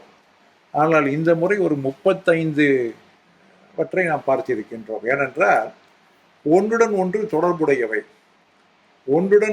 தொடர்புடையவை மட்டுமல்லாமல் ஒரு பிரின்சிபல் ஆஃப் நேச்சுரல் ஜஸ்டிஸ் என்று வரக்கூடிய நேரத்திலே அதை எப்படியெல்லாம் நாம் பயன்படுத்த முடியும், எப்படியெல்லாம் அவற்றை நம்முடைய ஊழியர்களுக்கு சாதகமாக பாதுகாத்திட முடியும் என்கின்ற இந்த அடிப்படை அறிவை நாம் உணர்ந்தால்தான் நம்மால் ஒரு டிராஃப்ட் என்பதை மிகச் சரியாக தயாரிக்க முடியும். ஒரு எந்த விதமான ஒரு சார்ஜ் ஷீட் என்று வந்தால் அல்லது ஒரு பனிஷ்மெண்ட் என்று வந்தால் உடனடியாக கண்ணிலே விளக்கெண்ணை போட்டு நாம் பார்க்க வேண்டியது இந்த பிரின்சிபல் ஆஃப் நேச்சுரல் ஜஸ்டிஸ் என்று சொல்லக்கூடிய ஆடிய அலர்ட்டம் பேற்றத்தின்படி சரியாக இருக்கிறதா, இந்த இயற்கை நீதியானது இந்த இடத்திலே சரியாக கடைபிடிக்கப்பட்டு இருக்கிறதா, எங்கேனும் மாற்றப்பட்டு இருக்கிறதா, இதை எப்படி நம்முடைய அப்பீலிலே சொல்லலாம், இதை எப்படி நம்முடைய பதிலடைய சொல்லலாம் என்று நாம் முதலிடையே பார்க்க வேண்டும் என்றால் இந்த பிரின்சிபல் ஆஃப் நேச்சுரல் ஜஸ்டிஸ் என்பது எந்த விதத்திலாவது அங்கே மறுக்கப்பட்டால், மீறப்பட்டிருந்தால், இந்த பயஸ் என்பது எங்கேயாவது அதாவது ஓரசார்பு என்று சொல்லக்கூடிய இந்த பயஸ் என்பது எங்கேவானும் ஒரு நிறுவப்பட்டிருந்தால் அவைகளை வைத்துக்கொண்டு நம்முடைய பதிலை தயார் செய்தால் நிச்சயமாக அந்த வழக்கிலே பாதிக்கப்பட்ட தோழருக்கு நம்மால் உதவ முடியும். ஆக இந்த பிரின்சிபல் ஆஃப் நேச்சுரல் ஜஸ்டிஸ் என்பது இன்னும் வரை இருக்கிறது. அடுத்த வாரத்திலே கூட இதே போன்று பல்வேறு விதமான ஜட்ஜ்மெண்ட்டுகள், முக்கியமானவைகள் எல்லாம் இந்த பிரின்சிபல் ஆஃப் நேச்சுரல் ஜஸ்டிஸ், அதாவது நாம் தற்பொழுது பில்டிங்கை நாம் எழுப்பிக் கொண்டிருக்கிறோம். ஏற்கனவே அஸ்திவாரத்தை போட்டு விட்டோம். ஏற்கனவே முதலில் நடந்த வகுப்புகளிலே அஸ்திவாரத்தை போட்டிருக்கிறோம்.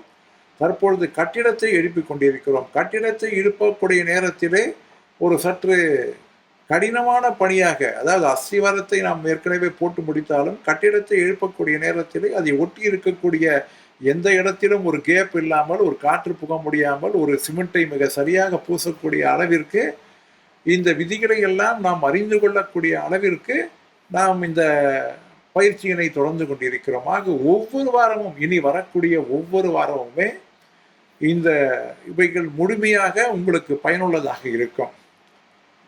ஒருவேளை நீங்கள் நினைக்கலாம், அப்பொழுது நான் கேட்டுக்கொண்டே இருக்கிறேன், இவைகள் எல்லாம் என்னுடைய மனதிலே பாதி ஏறியது, பாதி ஏறவில்லை, எங்கோ போய்விட்டது என்று நினைக்கலாம். அப்படி நினைக்காதீர்கள். திருப்ப கற்றலில் கேட்டலே நன்றி என்று சொல்வார்கள். ஒரு முறை படிப்பதை காட்டிலும் 2 முறை அதை கேட்கின்ற பொழுது நிச்சயமாக அந்த தேவைப்பட்ட நேரத்திலே வரும். Brain is the super computer. கம்ப்யூட்டரிடையே விட நம்முடைய பிரெயினை விட மிக சிறந்த ஒரு சூப்பர் கம்ப்யூட்டர் பார்க்க முடியாது. எந்த நேரத்தில் எது நினைவு வர வேண்டுமோ அது நிச்சயமாக நினைவு வரும். நீங்கள் செய்ய வேண்டியதெல்லாம் ஒரு முறை புரட்டி பாருங்கள். எப்படி உங்களுடைய நேரத்திலே கண்டிப்பாக வாட்ஸ்அப்பிலே ஒரு வெட்டி அரட்டை என்றால் அதற்காக நேரத்தை நீங்கள் செலவு செய்கின்றீர்கள், இல்லை என்று உங்களால் சொல்ல முடியாது. ஒரு சாதாரண ஒரு விமர்சனத்திற்கோ அல்லது அரசியலுக்கோ நாட்டு நடப்பிற்கோ செய்திக்கோ சொல்லக்கூடிய நேரத்திலே ஒரு தொழிற்சங்கத்திலே தன்னை அர்ப்பணித்துக் கொண்டிருக்கக்கூடிய உங்களை போன்ற தியாக தலைவர்கள் எல்லாம் ஒரு குறைந்தபட்சம் ஒரு 10 அல்லது 15 நிமிடம், வாரத்திற்கு ஒரு 15 நிமிடம் இது போன்ற நோட்ஸுகளை எல்லாம் கண்டிப்பாக ஒரு முறை பார்த்து அதிலே குறிப்பெடுத்து வைத்துக் கொண்டால் நிச்சயமாக உங்களால் மிகச் சிறந்ததொரு டிராஃப்டை உங்களால் தயார் செய்ய முடியும் என்கின்ற நம்பிக்கை இருக்கிறது. அந்த திசை நோக்கி நாம் நம்முடைய பயணத்தை அமைத்துக் கொள்வோம் என்று கூறிக்கொண்டு, அடுத்ததாக உங்களுக்கு எழக்கூடிய கேள்விகளை நீங்கள் உங்களுடைய கேள்வி நேரமாக தற்பொழுது பயன்படுத்திக் கொள்ளலாம். யாரானும் பேசுவதாக இருந்தால் உங்களுடைய பெயரை வழக்கம் போல சாட் பாக்ஸிலே நீங்கள் பதிவிடுங்கள், அல்லது நீங்களாகவே ஒரு அன்மியூட் செய்து கொண்டு கூட நீங்கள் உங்களை பேச ஆரம்பியுங்கள். உங்களை அனைவரும் கேட்க ஆவலுடன் காத்து கொண்டிருக்கிறேன். உங்களுடைய கேள்விக்கான பதிலையும் நான் சொல்வதற்காக ஆசைப்படுகிறேன். Who is coming first? யார் வருகிறீர்கள்? யார் இந்த கேள்வியை துவக்க இருக்கின்றீர்கள்? இன்னைக்கு கொஞ்சம் ரொம்ப ஸ்ட்ரெயினாகவே இருக்கு எனக்கு, இன்னைக்கு என்னன்னு தெரியல. கொஞ்சம் பேசும்போது கூட கொஞ்சம் கஷ்டமா இருக்கு. இன்னைக்கு கொஞ்சம் அது அது போன வாரமும் அப்படிதான், அது முதல் வாரம் அப்படிதான். இன்னைக்கு ஏதோ கொஞ்சம் ஓவர் ஸ்ட்ரெயினா இருக்கு, த்ரோட் கொஞ்சம். No problem. ஏதாவது கேள்விகள் இருக்கா? ஏதாவது கேள்விகள் இருக்கா? யாருக்காவது ஏதாவது கேள்விகள் இருக்கா? ஒன்றும் கேள்விகள் இல்லையா? யாராவது பேச விரும்புறீங்களா? வணக்கங்க. சொல்லுங்க ஜேக்கப், சொல்லுமா ஜேக்கப்.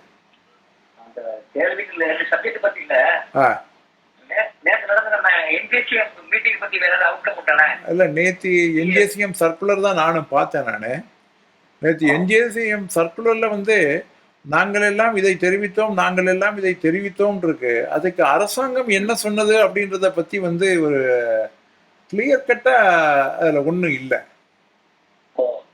நேற்று நானும் ஜேசிஎம் சர்க்குலர் தான் பார்த்தேன். அதாவது நம்முடைய குறைகள் எல்லாம் இப்படி சொன்னோம், இப்படி சொன்னோம், இப்படி சொன்னோம்னு சொல்லிட்டு எல்லாத்தையும் சொல்லிட்டு அதில் வந்து இல்லை நாங்கள் வந்து பேப்பர் இனிமேல் தான் மினிஸ்டர்கிட்ட புட்டப் பண்ண போகிறோம் அப்படின்னு சொல்லியிருக்காங்களே தவிர நாங்கள் இப்படி செய்ய போகிறோன்ற மாதிரி கான்கிரீட்டாக எதுவும் சொல்லலை. அதுதான் நேற்று உள்ள நிகழ்வதில். Comrade can charged GS and AGS examine documents of similar case. அதாவது வந்து ஜிஎஸ் அண்ட் ஏஜிஎஸ், அதாவது acting I mean defence assistant, ரெண்டு பேருமே they can definitely see the documents. அது வரும்பொழுது கண்டிப்பாக அந்த டாக்குமெண்டினுடைய சார்ஜஸை ஒருவர், அதாவது ஒரு அதற்கான டாக்குமெண்டினுடைய நகல் வேண்டும் என்றாலும் கூட கேட்டு பெற்றுக்கொள்ளலாம். ரூல் 16 கொடுத்து விட்டு ரூல் 16 கொடுத்தாங்கன்னா அதை சார்ஜ் ஷீட்டை வந்து ட்ராப் பண்ணும் பொழுது என்ன ரீசனுக்காக அதை வந்து ட்ராப் பண்ணுறோம் அப்படின்றத வந்து தெரியப்படுத்தி விட்டு தான் அதை அதுக்கப்புறமா வந்து வேற சார்ஜ் ஷீட் தர முடியும். வெறுமனை கொடுத்துட்டு சார்ஜ் ஷீட் தர முடியாது. வேற ஏதாவது இருக்கா? வணக்கம் கார்த்தி. சின்ன டவுட் ஒண்ணு கேளுங்க கார்த்தி. நேற்று வந்து ஒரு 2 days பிஃபோர் வந்து ஆர்ஜி வந்து ரிலீஸ் பண்ணிட்டாங்க. ஓகே. இதுல வந்து பாதி பேர் வந்து நான் சென்சிட்டிவ் போஸ்ட் வந்து 3 years ஒர்க் பண்ண வந்து நிறைய பேரு. ஓகே. அவங்க கேட்ட இடமும் நிறைய பேர் கிடைக்கல. நிறைய பேர் ரெப்ரசன்ட் பண்றதுக்கு நம்ம அந்த வித்ஹோல்ட் பண்ண சொல்லி ஆர்டர்ஸ் வந்துல சார். அதை பேஸ் பண்ணி நம்மளே ஆர்டி ஆர்டர் நீங்க actually as per the latest DGP order, the tenure has been extended to 3 years to 4 years for this year. So the officials working in non-sensitive posts, they should not be disturbed. The official working in sensitive post, they should be rotated within the same station. If they will be allowed to apply for extension of transfer to the Chief Postmaster General. That should be forwarded. They cannot take a decision. அதை base பண்ணி தாராளமா letter தரலாம் கார்த்தி. நாளைக்கு நான் வரேன் கார்த்தி. நாளைக்கு நான் வரேன். நீங்க ரெடி பண்ணிட்டு வாங்க கார்த்தி.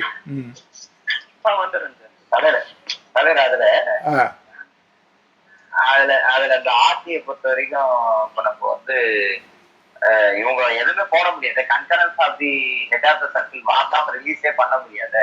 எது ஆர்டி ஆர்டி தலைவர் கார்த்தி சொல்றாரு இல்லையா, ஆமா, அதுல வந்து whatever maybe the case வந்து அவங்க என்ன சொல்லிருக்காங்க, இந்த இயருக்கு வந்து நீங்க concurrence of the head of the circle is மேண்டேட்டரின்ற மாதிரி சொல்லிருக்காங்க. எஸ் இல்ல அது அத அவங்க ஃபாலோ பண்ணல. ஏன்னா எந்த டிவிஷன்லயும் ஆர்டி போடல. ஆமா வந்து ஆமா நம்மள வந்து எல்லா டிவிஷன்லயும் கேட்டிருக்காங்க, நீங்க ஆர்டி போடுறதா எங்களுக்கு கொடுங்க, நாங்க அதை அனாலிசிஸ் பண்ணணும்னு கேட்டிருக்காங்க. ரிலீஸ் பண்ணிட்டாங்க. கண்டிப்பா அதையும் பாயிண்ட் அவுட் பண்ணலாம். கார்த்தி அவரு அந்த பாயிண்ட் நீங்க கூட ஆட் பண்ணிக்கோங்க. கார்த்தி கண்டிப்பா ஆட் பண்ணிக்கோங்க. Very good point. அதையும் ஆட் பண்ணிக்கோங்க. அதில் அதாவது இதுதான் ரீட் பிட்வீன் லைன்ஸ் இருக்கு, ரீட் இன் பிட்வீன் லைன்ஸ். நான் இதை கூட எனக்கு மைண்ட்ல ஸ்ட்ரைக் ஆகல. பாருங்க, ரீட் இன் பிட்வீன் லைன்ஸ், அதாவது மைன்யூட்டா படிக்க ஆரம்பிச்சிருக்காங்க நம்ம ஆளுகள்லாம். கேசவா தயாராகிட்டப்பா நீ. அதனால வந்து இருக்கு. Please explain ratification of orders by superior authority. Actually, whatever be the orders, suppose any oral orders issued by the authority, that should be confirmed by the same authority immediately on return to his headquarters. If not, suppose if it is implemented by the lower authority, the concerned authority should intimate that I have implemented the order as per the oral orders like this. This may please be confirmed. That's all. The job is over. The ratification, actually this that is the position, Vishnu. I think you are asking that only. I think, or are you asking for some other ratification order? You are asking about the oral orders which has been implemented by the local heads, which should be ratified. Whether are you talking about this or some other thing? Okay, whatever it may be, that is the current position. If any oral orders is issued, that should be immediately confirmed by the concerned officers. If not, it is implemented locally, you should intimate, and based on the oral orders, this has been done, this may be confirmed like this. Our job is over. Strike பார்ட்டிசிபேஷனுக்கு டயஸ்டான் கொடுத்த அப்புறம் rule 16 என்பது கண்டிப்பாக தர முடியாது முத்து குமாரசாமி. ஏனென்றால் all இண்டியாவில் வந்திருக்கக்கூடிய இன்ஸ்ட்ரக்ஷனை ஏதேனும் ஒரு சாபட்டேஜ் ஏற்பட்டாலோ அல்லது யாரேனும் பணிக்கு செல்லக்கூடிய ஊழியர்களை தடுத்து நிறுத்தினார் என ஊழியர்கள் ஒரு புகார் சொன்னாலோ அது போன்ற சமயத்தில் மட்டும்தான் ரூல் 16 என்பதை தர முடியுமே தவிர மற்றவர்களுக்கெல்லாம் வெறும் டயஸ்டான் மட்டும்தான் தர முடியும். ரூல் 16 என்பது தர முடியாது.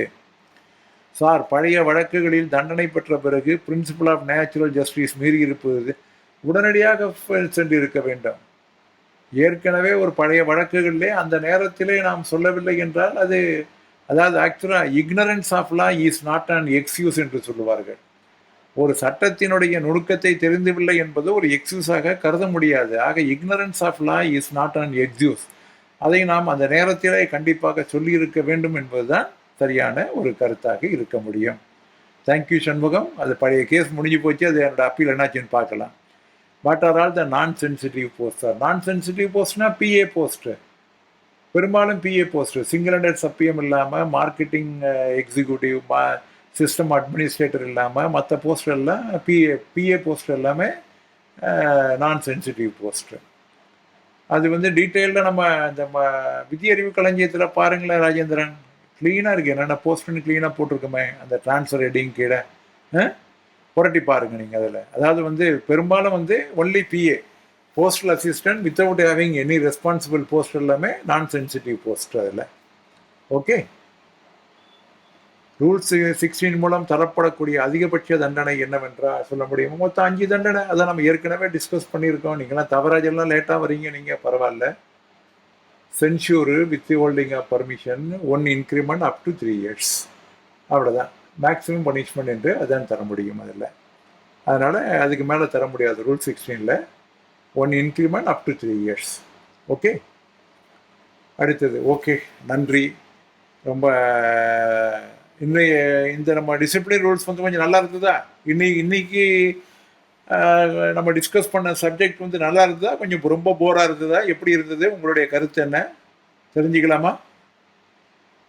இன்னைக்கு கருத்து கொஞ்சம் ஓரளவுக்கு ஒரு உள்வாங்கிற மாதிரி இருந்ததா? இந்த செய்தியெல்லாம் உங்களுக்கு உள்வாங்கிற மாதிரி இருந்ததா?